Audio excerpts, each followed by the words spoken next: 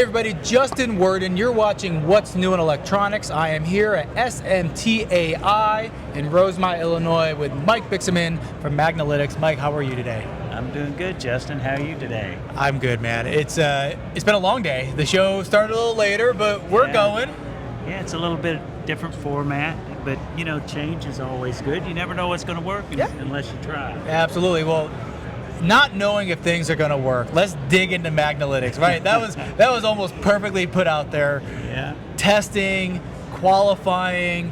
I mean, you guys are doing it all now, and it's become a service that wasn't as important, but you guys kind of recognized a while back that we got to start adding these services because they can't do it in their own facility. Yeah, the area that really is unique about what we do at Magnalytix is it starts with the test board and designing test boards that are more representative of current production hardware, the type of components that are placed on the lower standoff components, bottom terminated components, and being able to test both top side, bottom side, rework, selective soldering, test the whole process. And by doing so, you gather a significant amount of information.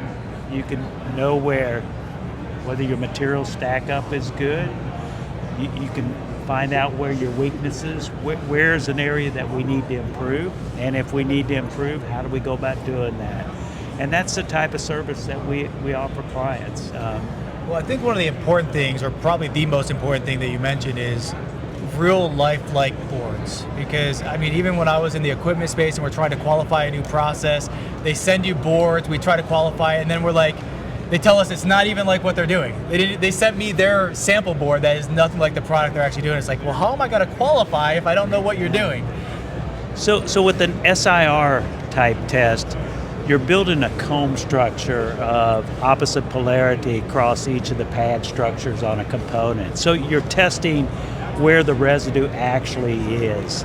And part of that is you need a dummy component, so you need a non-active component that goes on the boards.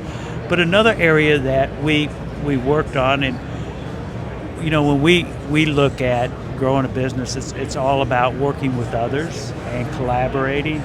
We had an opportunity to collaborate with Foresight, Terry Munson and his team, and we jointly work together on a test board that allows us to test both the functional side of the components. So we have functional components, and we have the SIR components. And so you have a little bit different. It's almost like taking ICT testing and temperature, humidity, and bias, where you're energizing the board. And we also have the SIR components where we can see the resistance of the residue, and we can look at how conductive is that residue. Is it causing oxides of metal to grow dendrites, and what does that do to the functional side of the board? So with that type of, another idea to be able to help people truly understand their process and also be able to understand how it changes over the course of time.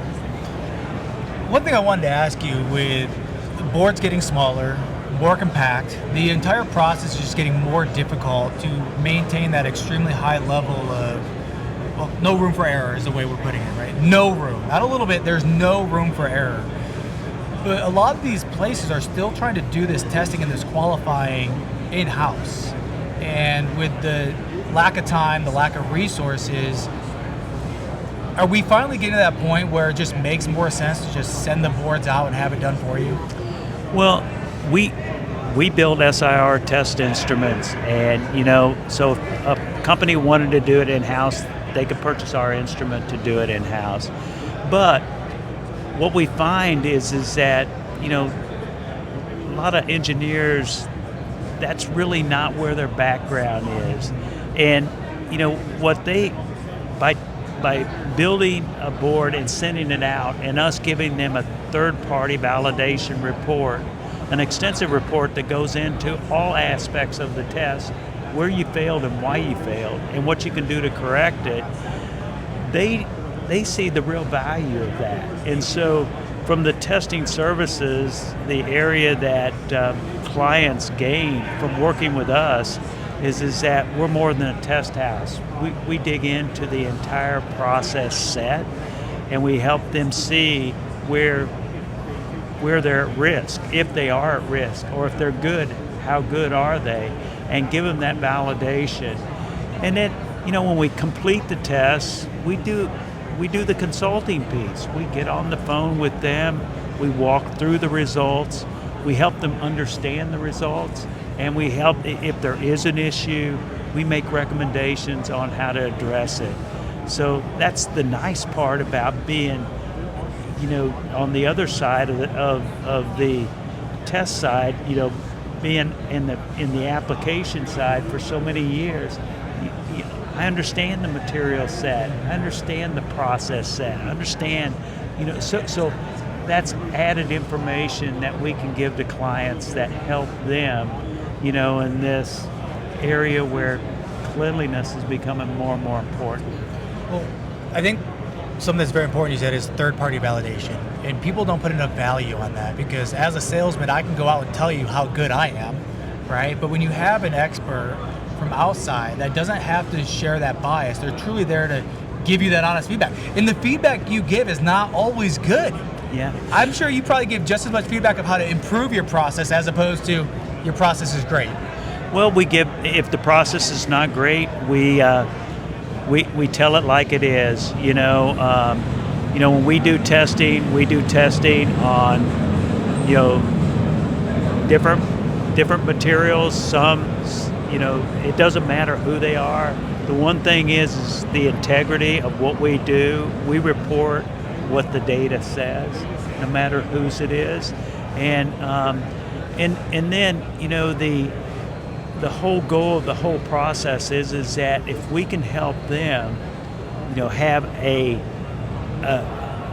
third-party report that shows that they are a quality shop, that they can build these substrates and get a quality result, that now becomes a document that they can go to their customers and gain more business. So, the cost of the testing is really not a cost.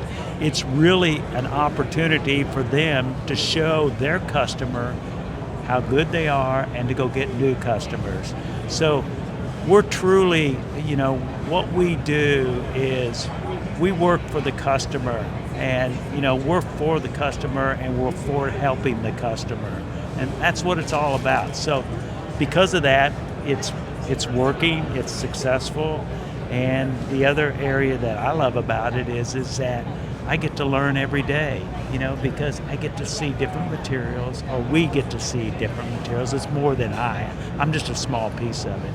But, You're not that small, Mike. We get to, see, learn, and, from that, bring solutions to our clients. Well, as always, you've given us more information than we deserve. This is a busy show. It is day one. It's coming to an end. People are starting to run around. It's getting noisy in here. Mike, I appreciate your time as always. Thank you so much. It's always good, and I thank you guys for giving me the opportunity to do this. You're very welcome.